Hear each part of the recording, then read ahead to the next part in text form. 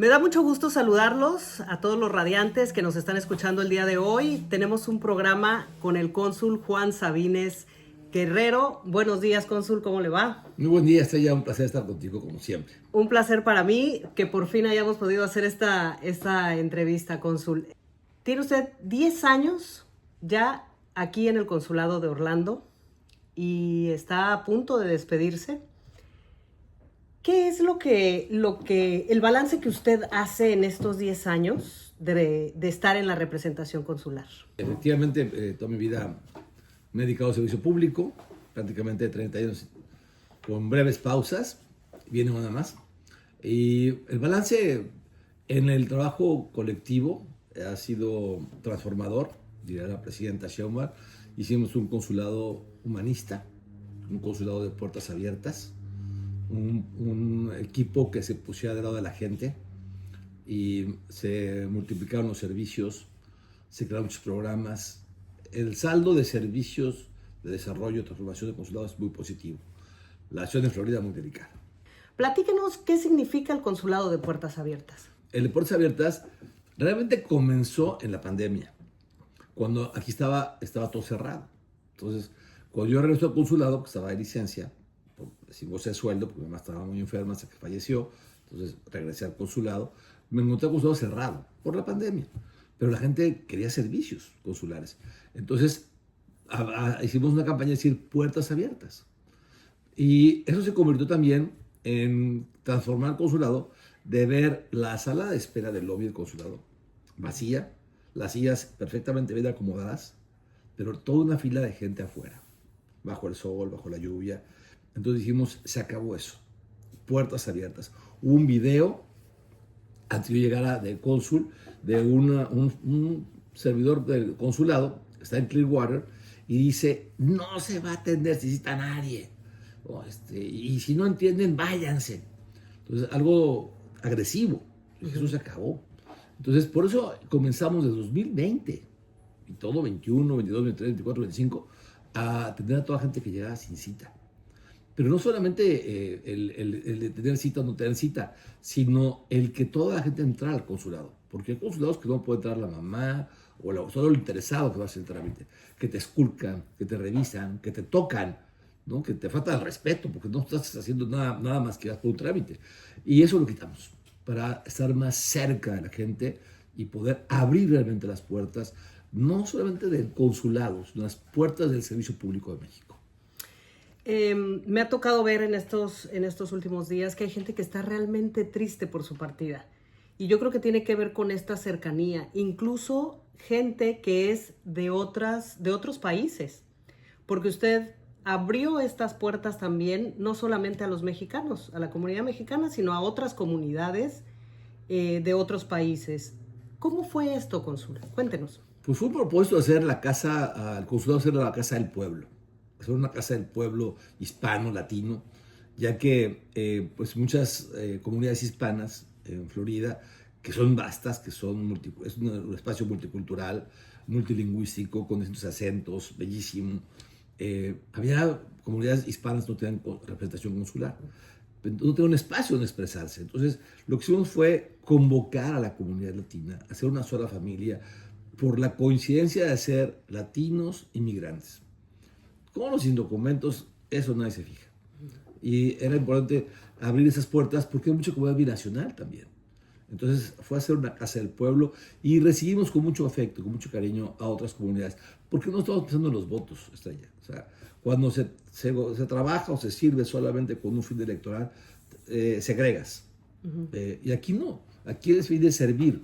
Es poner el nombre de México muy en alto, el nombre de la presidenta Sheinbaum, en su momento el presidente Andrés Manuel, y se logró. Así que gracias a la gente que nos va a recordar, con afecto, igual también yo voy con mucho cariño por toda esa comunidad. Cónsul, cuando usted fue gobernador, aparte fue gobernador de Chiapas, que es un estado que es la frontera básicamente con Centroamérica y Sudamérica. Usted abordó en su gobierno mucho el tema de la migración. ¿Cómo es o qué diferencia ve usted en tratar los temas desde el otro punto de vista, desde la gente que entra, que quiere venir a Estados Unidos, y tener el otro punto de vista ya estando aquí dentro de Estados Unidos. ¿Qué es lo que ve usted o qué diferencia ve usted en esto? Lo que me queda claro tanto en Chiapas como acá, como en todo el mundo, es que la migración es algo natural en el ser humano. Todas las personas somos migrantes. Las barreras, las fronteras las pusieron los seres humanos, pero en realidad todos somos migrantes. O sea, este país, el nuestro también, está plagado de migraciones. Bueno, Chiapas, Tuxtlan, es una palabra náhuatl, cuando el pueblo era Zoque, era Coyatoc. Así que hubo transformación, hubo cambios en la migración. Algunas fueron conquistas, ¿no? Pero otras fue una migración que se ha dado naturalmente. La gente busca oportunidades y la migración no se detiene con barreras ni con muros, sino debe regularse, comprenderse, entonces como un fenómeno social. Y eso fue lo que hicimos en Chiapas. En Chiapas lo colocamos una policía estatal fronteriza y no faltó quien me dijera, qué bueno que van a perseguir a los migrantes, qué bueno que vayan contra la mala salvatrucha. Y entonces se criminalizó al migrante. O sea, el hecho de ser migrante era criminal. Esto en Chiapas. Cuando yo llegué al gobierno en 2006, diciembre, la policía estatal fronteriza la pusimos en diciembre de 2006. Y esto me sorprendió mucho.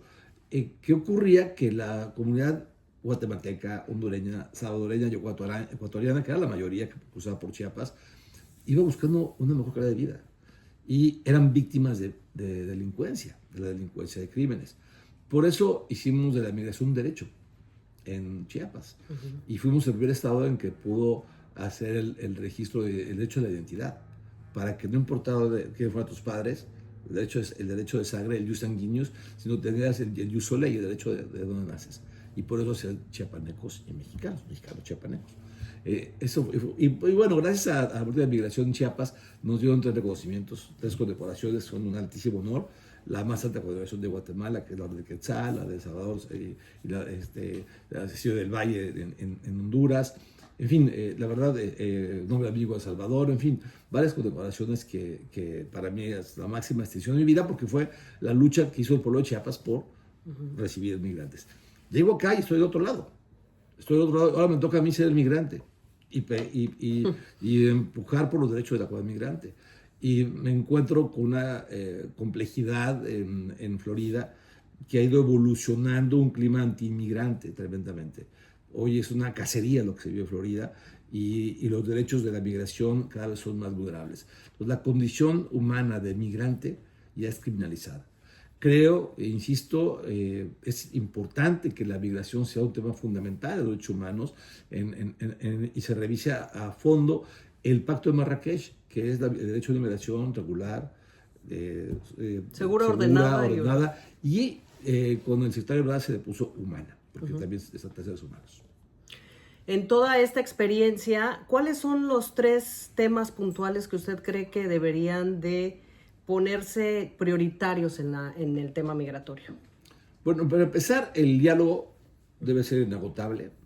Tú has sido testigo, es más, has sido puente para dialogar con ICE, ¿no? En Florida, a diferencia de otros estados, ICE no es el conflicto, ICE no es el gran perseguidor de migrantes, ICE hace su trabajo institucional.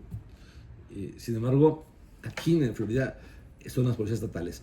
Creo que es fundamental hacerle entender a las autoridades estatales de Florida que el migrante viene a aportar, que viene a aportar cultura, gastronomía, trabajo, impuestos, inversión, y no se ve así. Eso creo que es fundamental.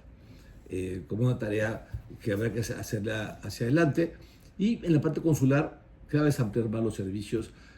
Creo que el programa que a mí me gusta más, que es el IMSS Finabien, debe hacerse en todas partes por igual, en todos los Estados Unidos. Y también otra cosa que creamos, y no es vituperio, pero fue la BT de Pueblos Originarios. También me da mucho gusto que haya 10, pero debería haber en todas partes, porque todos hay pueblos indígenas mexicanos. Porque hay que decirlo, la BIPOIME es la primera ventanilla para pueblos originarios. Esa no existía en ningún lugar de la red consular. Eso nos dio experiencia en Chiapas, ¿no? Que siendo gobierno de Chiapas abrimos lugares para migrantes chiapanecos. No solamente vivimos por los migrantes de Centroamérica que pasaban por Chiapas, sino también los nuestros, que eran los que hacían los trabajos más difíciles. Por eso hicimos 5 casas Chiapas en Estados Unidos y se creó la primera diputación migrante en la historia, para que el pueblo chiapaneco en los Estados Unidos pudiera votar en 2012, lo hizo. histórico. Ahorita a la fecha, 3 años después, se sigue discutiendo cómo. Ojalá quien lo esté discutiendo revise lo que hizo Chiapas en 2012. Pero luego se quitó en 2015, pero ya no me tocó a mí. Pero cuando lo hicimos, fue un presente importante. Se dio dignidad a la persona migrante. ¿Alguna vez se imaginó que iba a ver la Casa Chiapas que fundó como gobernador, que le iba a ver años después aquí y que le tocara Florida y estuviera muy cerca de toda esta comunidad de tzotziles? No me lo esperaba, me encantó, ha sido una experiencia increíble y además el Año de la Mujer Indígena es un justo reconocimiento para mujeres como Cielo Gómez, que desde Casa Chiapas Tampa, desde su fundación en 2011, la han sostenido. Y eso es gracias al carácter y a la determinación de las mujeres indígenas chiapanecas y mexicanas que la han tenido en pie. Y eso fue lo que nos llevó a crear la primera política pública del gobierno de México para pueblos originarios migrantes. Siempre los indígenas, las personas indígenas estaban al final de la fila. En todos los sentidos, en México y fuera de México. Si en México son discriminados, ahora imagínate en el exterior, mucho más. Y en un país ajeno al suyo, con una cosmovisión distinta a la propia, pues terrible para ellos. Y sobre todo las mujeres y niñas. Entonces, una mujer indígena, yo he insistido que es el sector más vulnerable de todo Estados Unidos. La mujer indígena migrante. Mujer, indígena, migrante, pobre, que no habla inglés, que no habla español, con la violencia a veces arraigada en familia, que te lastima, y sin saber que tienes derechos para denunciar. En fin, eso es el sector más vulnerable. Y esta fue una política pública enfocada principalmente a ese sector, para ellas. Y bueno, pues me da mucho gusto que se tenga una réplica ya en 10 ventanillas, se ha distribuido en 10 consulados, lo cual me da mucho gusto. Espero que lo hagan en todos, porque en todos lados hay pueblos indígenas. Parece una pregunta sencilla, pero mucha gente todavía no sabe para qué sirve un consulado y de qué manera impacta a la comunidad migrante. No saben los alcances que puede tener un consulado. ¿Podría explicarle a la gente qué es, para qué sirve un consulado? Bueno, vamos a diferenciar de la embajada y el consulado. La embajada está para llevar la relación política con el gobierno del país que sede, ¿no? En este caso, nuestra embajada en Washington ve la relación política con el gobierno federal, comercial, en todos los aspectos. Pero aparte, la embajada tiene una sección consular que hace la función de un consulado. Los consulados estamos para servir al pueblo, a la comunidad mexicana, para darle documentos, para poder protegerla sobre todo. Es la labor principal del consulado, poder proteger a la comunidad de tu país, darle la atención que tú requiere tu gobierno. Entonces el gobierno de la presidenta Sheinbaum no solamente se limita a México, sino sirve a todas las ciudades mexicanas donde quiera que se encuentren. Y así lo hicimos en Chiapas y bueno, ya ahora se hace acá en el exterior. Y también la relación comercial, por supuesto, nos toca, pero esa es la principal razón. Yo no creo en los diplomáticos de dorados que solo se dedican a eventos de alta alcurnia, de reuniones elitistas y son intocables. También creo que debe ser el consulado, los cónsules debemos ser más de territorio que de escritorio. Cónsul, ¿qué le diría a una persona que quiere venir a encontrar oportunidades en Estados Unidos sin documentos? No, pues no venga, que no se le ocurra, es un riesgo como nunca antes. Que hay vías legales para hacerlo, ¿no? Hay muchas visas, que bueno, hoy también estamos en un proceso de la criminalización de las visas de trabajadores, pero bueno, el gobierno de los Estados Unidos tiene muchísimas visas. Entonces, habría que saber aplicar para el tipo de trabajo que tú sepas hacer, algún tipo de visa, pero ni se les ocurra venirse sin documentos y bueno, realmente la van a pasar muy mal. Algunos sectores de la comunidad migrante creen que las personas que vienen con documentos las desplazan en el trabajo, a las personas que están sin documentos aquí, que el venir con documentación legal es desplazar a la otra comunidad. ¿Qué opinión tiene usted de esto? Se me hace muy injusta de señalar que desplaza la migración con documentos a la que no tiene documentos. La migración con documentos fue la que comenzó todo. O sea, la gran migración mexicana a Estados Unidos fue con el programa Bracero, que fue un acuerdo entre el presidente Franklin Roosevelt y el presidente Manuel Ávila Camacho. Ahí comenzó. Se buscaba que la mano de obra mexicana supliera a los jóvenes que se venían de la Segunda Guerra Mundial de Estados Unidos, porque los campos estaban vacíos. Entonces se llegó a los campos. ese programa funcionó muy bien después de la Segunda Guerra Mundial hasta que el presidente Johnson en el 64 lo quitó. Entonces empieza la migración indocumentada, los famosos espaldas mojadas, así les decían, hasta que llega al gobierno de Ronald Reagan. Y con Ronald Reagan se hace la Simpson-Rodino y se crea una amnistía y se le da la ciudadanía a más de 3 millones de personas, 2.9 millones de mexicanas y mexicanos se hicieron residentes estadounidenses. Y después surgen las visas H2 o H1, o todas las H, que son la manera que los trabajadores sin alguna preparación previa pueden venir a trabajar. Así que no, no desplaza, este país requiere, le urgen trabajadores, pero la recomendación, el futuro es hacerlo de manera ordenada, legal, segura y de manera humana. No hay más. O es con visa o con permiso de trabajo, o bien que te hagan ciudadano desde tus hijos o tus derechos o alguna forma que pueda asegurar algún relief. Porque aparte se enfrentan a muchos retos, ¿no? O diría fraudes y demás en el camino. O sea, cuéntanos, digo, usted tiene mucha experiencia en todo este tipo de cosas. ¿Qué les diría? Porque la verdad es que la persona que decide venir sin documentos, pues no solamente es arriesgar la vida, sino exponerse también a muchas otras cosas, ¿no? Bueno, claro, eso insisto, jamás lo recomendaría. México está totalmente en contra de esa situación, que la gente se venga sin documentos. Entendemos los que ya están acá y eso lo estamos respaldando. El gobierno de México tiene todo el apoyo para ellas y ellos, pero venirse ahora de aventura es un suicidio. Precisamente, primero va a ser difícil que cruces. Hoy quien te cruza es la mafia, la delincuencia, te extorsionan y no te dejan extorsionar, o sea, eso es el gran problema también. Así que no es la vía, no debe ser nunca más. Y también los que tienen visa de trabajo también sufren inclemencias. O sea, lo vimos con el accidente de hace un año, del año pasado. Los trabajadores agrícolas. Trabajadores agrícolas, ¿qué condiciones vivían? También estaban totalmente en una situación de vulnerabilidad. Todavía falta hacer muchas reformas a las visas en materia de derechos. No es posible que todo, no sé, pasajero tenga la obligación de llevar el cinturón de seguridad, pero no los trabajadores agrícolas. O sea, no es obligación ir en unos autobuses viejos, camiones viejos, llevar el cinturón de seguridad. Y por eso fue que se murieron muchas personas en ese accidente, porque no llevaban cinturón de seguridad. Entonces faltan muchas acciones que hay que hacer con ellos, pero bueno, definitivamente la migración sin documentos no es la vía, en ninguna parte.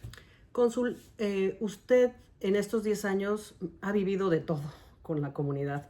¿Cuál es la experiencia que más lo ha marcado o que le ha dejado un reto importante? Bueno, hubo momentos muy trágicos, muy trágicos. Creo que, sin duda alguna, ese accidente que hablábamos, el del Paul shooting, también a mí fue impresionante, en la masacre de la discoteca de Paul's, donde fue, pues no sé si se pueda calificar de terrorismo interno, porque llegó una persona con un montón de armas, que son fáciles de adquirir en Estados Unidos, para acribillar a 49 personas. Y entre ellas, pues lamentablemente 4 mexicanos. Y dejar muchas personas heridas, ¿no? Eso creo que fue tremendamente impactante. Y lo peor de todo es que están generando las condiciones para que algo así no se prevenga, ¿no? Vuelve otra vez a criminalizarse el sector.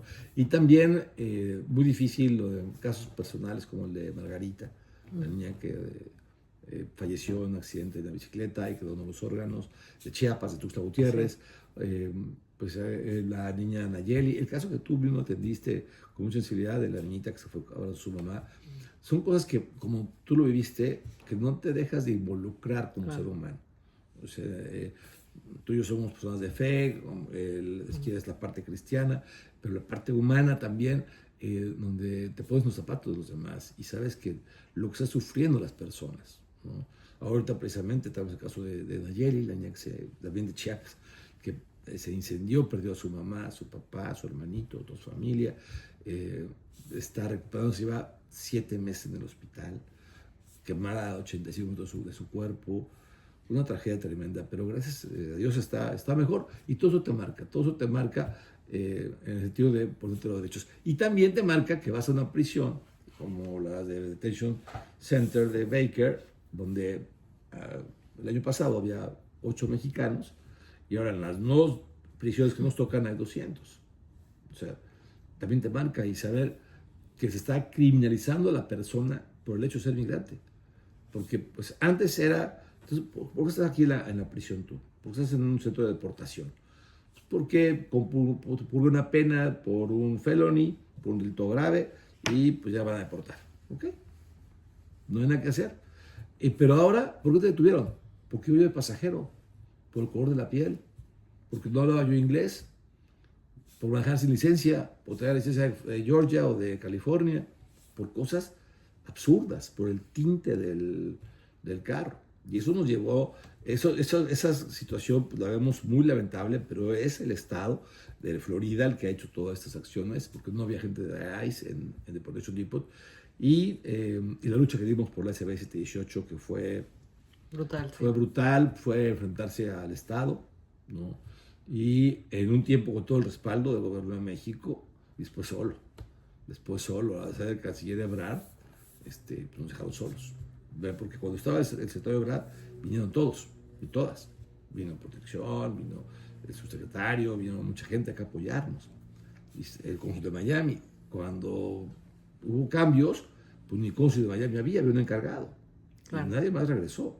Entonces fue muy complicado enfrentar esa situación. Claro, tuvimos el respaldo del gobierno de México desde México, pero se acabó la parte activista, la parte de defender frontalmente, ¿no? Entonces lo hicimos nosotros, nos tocaba. Y sacamos la batalla a flote y logramos la liberación de los 2 mexicanos, de Raquel y de Hugo. Cónsul, para terminar, ¿cómo ve usted en su experiencia qué es lo que viene, a dónde se encamina la migración mexicana, sobre todo en el futuro? Por lo que estoy viendo, que se encamina a México. Uh-huh. Creo que México, no creo, estoy seguro que México pasó de ser un país expulsor de migrantes a ser un país que por mucho tiempo fue de tránsito, ¿no? de venezolanos, cubanos, centroamericanos, ecuatorianos, a ser un país de retorno y de destino. No sé si viste noticias, ayer, antier, se armó una caravana que quería ir de Tapachula, ya no a Estados Unidos, a la Ciudad de México, sí, a León, Guanajuato. O sea, México es un país de destino. Y eso tiene, por supuesto, sus problemas, pero no hay que espantarse. Y mucha gente está regresando a México. Me sorprende la cantidad de visas que damos en el consulado, visas mexicanas. A mí me sorprende cómo la gente de este país, o ciudadanos o que han nacido de este país, se quieren ir a México.